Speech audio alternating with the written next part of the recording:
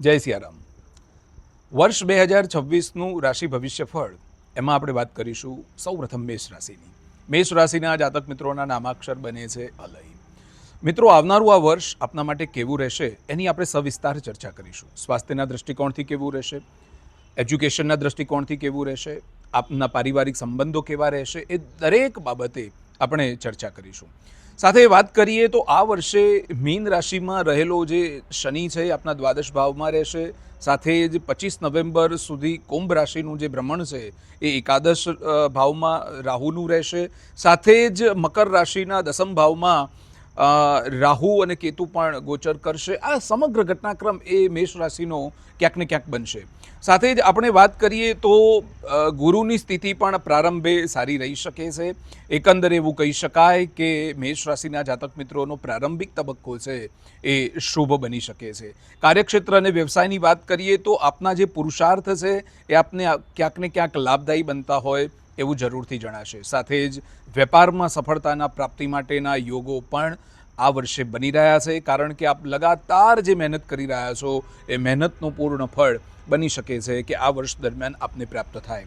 સાથે જ આપણે વાત કરીએ કે સંઘર્ષ કર્યા પછી પણ સફળતા મળતી નથી, ખૂબ મહેનત કર્યા પછી સફળતા મળતી નથી. તો આ વર્ષ મહેનત અને સંઘર્ષ પછી સફળતાના ક્યાંક ને ક્યાંક યોગ બનાવશે.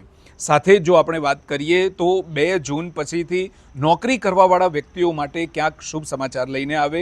જે નોકરીમાં આપની ઉત્તરોત્તર પ્રગતિ આપ ઈચ્છો છો એના માટે પણ આપને સફળતાના શિખરો આપ સર કરી શકો છો. સાથે જ આપણે ધન સંપત્તિની એટલે કે આર્થિક દૃષ્ટિકોણની વાત કરીએ તો આર્થિક દૃષ્ટિકોણે આ વર્ષ આપના માટે થોડું ઘણું સંઘર્ષમય બની શકે છે. ધન સંપત્તિ અને એની વાત કરીએ તો એકાદશ સ્થાને રહેલો રાહુ એ ધનાગમન તો કરાવડાવે છે, પરંતુ ધનનો વ્યય એટલો જ થાય છે જે અણધાર્યો બની શકે છે. એટલે કે એવું કહી શકાય કે જે રોકેલા નાણાં છે અથવા તો બચત કરેલા નાણાં છે એ આપને કામમાં ન પણ આવી શકે. વાત કરીશું પારિવારિક અને સમાજની. પારિવારિક દૃષ્ટિકોણથી આવનારું આ જે વર્ષ છે એ આપના માટે શુભત્વનું નિશાન લઈને આવે છે, કારણ કે 2026નું આ રાશિ ભવિષ્યફળ એ ઘણા બધા અંશોએ કંઈક ને કંઈક 12 રાશિઓ માટે બહુ મહત્વનું રહેવાનું છે. એમાં જો આપની રાશિની એટલે કે મેષ રાશિની આપણે વાત કરીએ તો શનિના દ્રષ્ટિગોચરના કારણે સમાજમાં પ્રતિષ્ઠા તો વધશે, પણ ક્યાંક ને ક્યાંક માનહાનિ પણ થઈ શકે છે. આપે જે વિચાર્યું છે, સમાજનો જે હોદ્દો છે, સમાજમાં જે આપનું નામ છે, એમાં ક્યાંક ને ક્યાંક આપ કાચા પડી શકો છો. સાથે જ આપણે વાત કરીએ તો પરસ્પર સંબંધોમાં પણ ક્યાંક ને ક્યાંક ખટાશ આવશે. એટલે કે ખાસ મિત્રતા હોય એ બની શકે છે કે તૂટી શકે છે. સાથે જ આપણે વાત કરીએ આપના લગ્ન સંબંધની, તો લગ્ન સંબંધે આ વર્ષ આપના માટે ક્યાંક ને ક્યાંક નિરાશાજનક બની શકે છે. બની શકે છે કે સગાઈ તૂટવાના પણ યોગ બને, બની શકે છે લગ્ન ભંગના પણ યોગ બને. એટલે આ વખતે દાંપત્ય જીવનની જે વાત છે, દાંપત્ય જીવનની અંદર જે કોઈ મધુર સંબંધો છે એ બનાવેલા રાખશો તો આપના માટે વધારે ઉત્તમ બની રહેશે. વધારે પડતી નોકઝોક, વધારે પડતી તીખી નોકઝોક આપના માટે તકલીફ ઊભી કરી શકે એમ છે. માટે આ સમગ્ર વર્ષ દરમિયાન દાંપત્ય જીવનને સુમધુર રાખવાની કોશિશ પૂરેપૂરી કરશો તો દાંપત્ય જીવન આગળ વધી શકે છે. નહીં તો ગૃહ ક્લેશ અને કંકાસ એ આપના ઘરમાં જરૂરથી વધશે. સાથે જ સંતાનની વાત કરીએ તો સંતાનના દૃષ્ટિકોણથી આવનારું આ વર્ષ એ સામાન્ય બનશે. એનું મુખ્ય કારણ એ છે કે પંચમ સ્થાને રહેલો કેતુ એ સંતાન સંબંધિત બાબતોને અવશ્ય પ્રભાવિત કરશે. અને જ્યારે સંતાન સંબંધિત બાબતોને પ્રભાવિત કરશે એટલે આપની માનસિક વ્યગ્રતા અને માનસિક ચિંતામાં ક્યાંક ને ક્યાંક વધારો થશે. ઈચ્છિત પરિણામની પ્રાપ્તિ ન પણ થઈ શકે. આપના સંતાનો વિદ્યાભ્યાસમાં કાચા હોય જેના કારણે આપની ચિંતામાં વધારો થશે. એકંદરે વર્ષના અંત ભાગની અંદર સંતાન સંબંધિત મુશ્કેલીઓ ધીરે ધીરે પૂરી થતી હોય એવું લાગશે, પણ સંપૂર્ણ રીતે પૂરી નહીં થઈ શકે. સ્વાસ્થ્યની વાત કરીએ તો આ વર્ષે આપનું સ્વાસ્થ્ય કેટલીક દૃષ્ટિકોણથી મળેલું જોડેલું રહેશે. એટલે કે નરમ ગરમ રહી શકે છે.